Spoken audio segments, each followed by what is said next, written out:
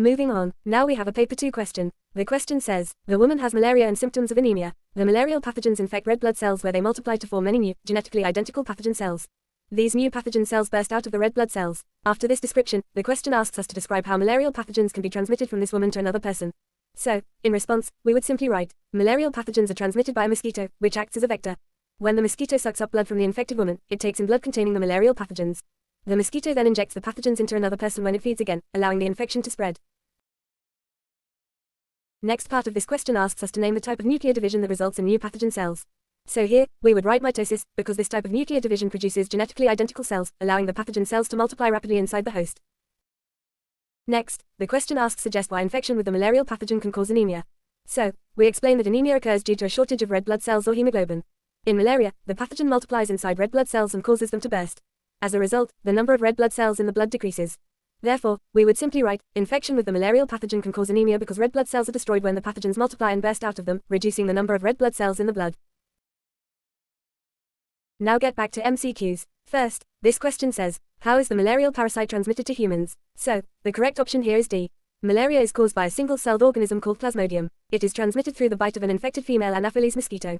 When this mosquito bites a human, the parasite present in its saliva enters directly into the bloodstream. That is how the infection spreads. Now, moving on to the next question about smoking-related diseases. The question explains that in 1990, a government started a campaign to reduce smoking, and the graph shows the number of deaths caused by smoking-related illnesses over time. The question asks, if the number of people dying from smoking-related diseases continued to fall at the same rate, in which year would there be no deaths caused by smoking? To answer this, we first observe the trend in the graph. The deaths are decreasing in a roughly straight line, showing a steady decline. From about 1995 to 2015, deaths dropped from around 200 per 100,000 people to about 75 per 100,000 people. That gives us a decrease of 125 over 20 years, which works out to a fall of roughly 6.25 deaths per year.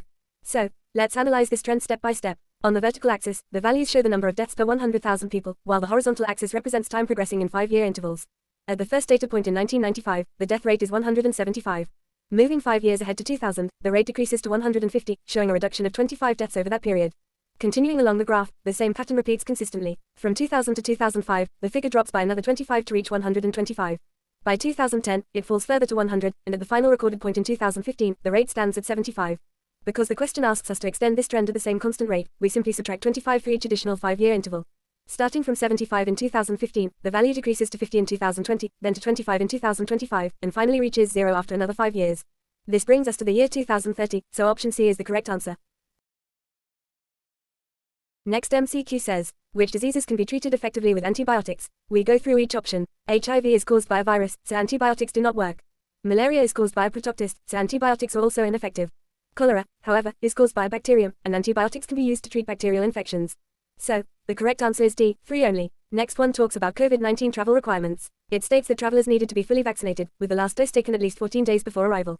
The question asks why this 14-day period was required, and the correct answer is B, to allow time for the production of antibodies. Vaccines introduce a harmless form of a pathogen into the body. The immune system then needs time to recognize it and produce antibodies. This immune response is not immediate, and about 2 weeks are needed for effective protection to develop. Next, the question says that data on the number of people suffering from malaria each year in different countries has been collected over many years, and part of this data is shown in a table. It then asks, in which country was the number of people suffering from malaria in 2019 50% lower than in 1990? To answer this, we look for a country where the 2019 value is exactly half of the 1990 value. In country A, the numbers do not show a halving. In country B, the number drops from 14,000 in 1990 to 7,000 in 2019, which is exactly a 50% reduction.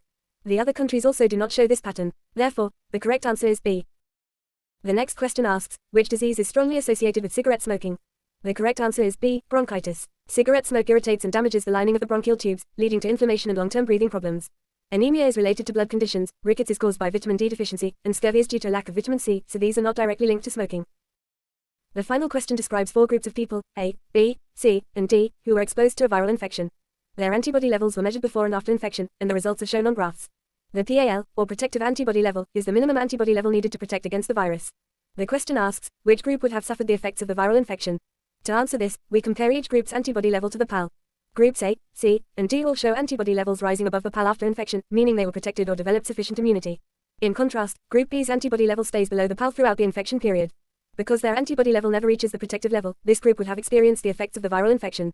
So, the correct answer is B. Next, we have a question that asks explain the difference between antibodies and antibiotics. So here, we would write, antibodies are produced by white blood cells inside the body, whereas antibiotics are drugs or medicines that are administered from outside the body. Antibodies are made in response to specific antigens and bind to them, while antibiotics do not work by antigen binding. Antibodies can act against viruses, but antibiotics do not affect viruses. Then, the next question asks describe how the process of natural selection has led to the development of strains of antibiotic-resistant bacteria. So for this, we would write, in a population of bacteria, there is variation between individuals. Random mutations can produce some bacteria that are resistant to a particular antibiotic. When the antibiotic is used, many bacteria are killed, but the resistant ones survive. These surviving bacteria reproduce and pass on the resistant alleles to the next generation.